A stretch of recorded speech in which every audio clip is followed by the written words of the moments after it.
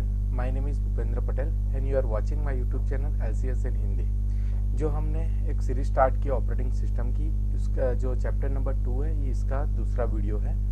In this video we will learn about the process scheduling, means what is the process scheduling and what is the preemptive and non preemptive scheduling. So मैंने basically जो भी process as well as thread के बारे में जो मैं last video में बताया था, तो I think you have not seen that video, so please go back and watch first that video, because here I moved further related to process scheduling and preemptive and non-preemptive schedule. So before the understand this video, you have to know about the process as well as the thread. So इस video को शुरू करने से पहले मैं आप सबको request करूँगा कि अभी तक आपने मेरा चैनल सब्सक्राइब नहीं किया हो तो प्लीज़ सब्सक्राइब बटन पे क्लिक कर दीजिएगा। राइट, तो चलो शुरू करते हैं आज का वीडियो।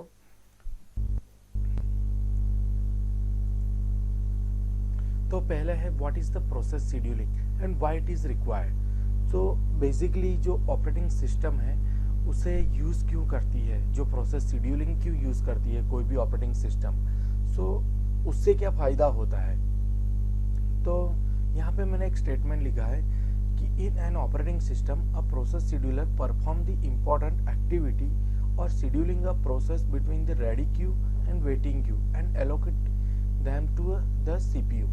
मीन्स जो भी शेड्यूलिंग है वो क्या काम करता है कि जो प्रोसेस आती है शेड्यूल मीन्स एग्जीक्यूट होने के लिए, तो उनको दो क्यू में रखते हैं, first ready queue and another is a waiting Q.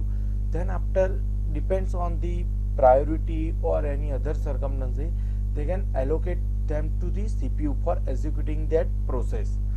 Then second thing is the OS assign a priority to each process and maintain this queue। means जो queue में आते हैं प्रोसेस उसको कुछ प्रायोरिटी असाइन करते हैं, तो वन बाय वन वो प्रोसेस एग्जीक्यूट हो जाए एंड जो क्यू है वो खाली हो जाए।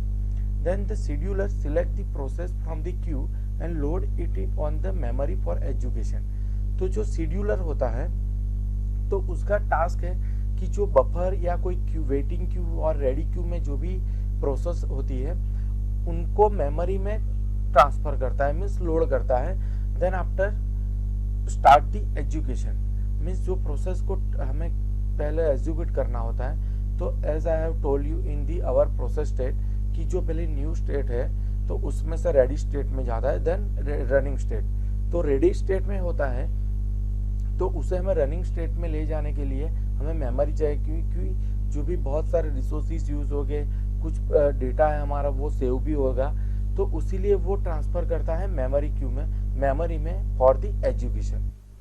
सो यहाँ पे दो टाइप के शेड्यूलिंग होते हैं, pre-emptive scheduling and non preemptive scheduling. जो नॉन प्रीएम्प्टिव शेड्यूल है उसका मतलब है the scheduling in the which a running process can be interrupted if a high priority process enter in the queue and it is allocated to the CPU is called preemptive scheduling।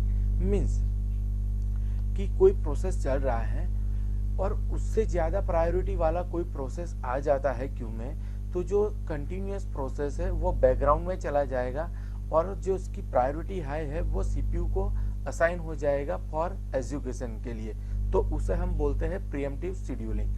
तो यहाँ पे देखिए मैं आपको example के through बताता हूँ कि we have a 4 process P0, P1, P2 and P3 and this is our arrival time and this is our brush time, so means execution time। तो यहाँ पे जो पहले प्रोसेस P2 स्टार्ट हुआ था, राइट, तो उसके अराइवल टाइम था 0, तो 1 पे खत्म हो गया, लेकिन उसका क्या था 6, राइट, तो 1 पे ही खत्म हो गया। बट P3 की जो प्रायोरिटी हाईएस्ट आई उसके बाद तो उन्होंने P3 को एग्जीक्यूट करना शुरू कर दिया और उसको खत्म कर दिया। But then after the higher priority is 3 from the P0, so वो पहले P0 को खत्म करेगा, देन P2 को, P1 को, देन जो P2 हमारी जो पहले कंप्लीट नहीं हुई थी, बैकग्राउंड में चली गई थी, तो उसको खत्म करेंगे। तो this is the basic concept of the preemptive scheduling. Means जिसकी प्रायोरिटी ज़्यादा होगी वो पहले एग्जीक्यूट करेगा, या तो कोई प्रोसेस चल रही है तो उसको स्टॉप करके अपनी प्रोसेस कंप्लीट करेगा, राइट। तो this is the preemptive scheduling.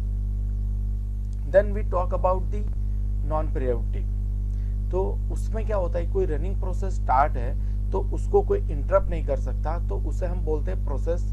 इस प्रोसेस को बोलते हैं नॉन प्रिएम्प्टिव शेड्यूलिंग। मीन्स मैं आपको एग्जांपल देता हूँ कि आप आगे रास्ते में जा रहे हो, सिंगल वे है, so that is the best way कि आप जब तक बाहर नहीं निकलेगो आपके पीछे वाला कोई बाहर नहीं निकलेगा, right. Means there is the single path and one by one there are no multiple line, only single line. तो आप पहले जाओगे, मैं एग्जांपल देके आपको बताता हूँ कि ये मेरा वे है, यहाँ से पीपल जा रहे हैं चल के, तो यहाँ पे एग्जिट है, तो यहाँ पे एक ही लाइन में चल सकते हैं। तो मीन्स ये बंदा आगे नहीं निकलेगा तभी तक ये बंदा नहीं निकलेगा, राइट, और ये भी नहीं निकलेगा। तो same thing in the non preemptive scheduling कि जब भी आपकी पहली टास्क कंप्लीट नहीं होगी तब तक दूसरी टास्क एग्जीक्यूट होने में नहीं आएगी, मीन्स वो रनिंग स्टेट में नहीं आएगी, तो उसे हम बोलते हैं non preemptive scheduling. So this is the basic concept, but कई बार ये आपको एग्जाम में एज अ डिफरेंस पूछा जा सकता है। सो आप एक बार जरूर देख लीजिएगा उसको कि कैसे ये एग्जीक्यूट होती है। यहाँ पे हम देख लेते हैं एग्जाम्पल। तो पहले 0, तो उसकी 6 थी, तो 0 to 6 they have completed the process to P2, then P3, right, then P1 and last P0, sorry P3 यहाँ पे है। तो जो भी लाइन बाय लाइन आएगी तो वहीं से ही आपकी शुरू होगी, राइट। तो ये था हमारा non preemptive scheduling. So thank you so much for watching my YouTube channel. अगर आप मुझे फॉलो नहीं कर रहे तो आप मेरा ईमेल पे भी आप ईमेल कर सकते हो, FB पे learn.com सब्जेक्ट पे फॉलो करिए, या इंस्टाग्राम पे LCS पे फॉलो करिए, क्योंकि आपको जल्दी नोटिफिकेशन मिल जाए मैं जब भी अपना नया वीडियो अपलोड करूँ। सो थैंक यू सो मच।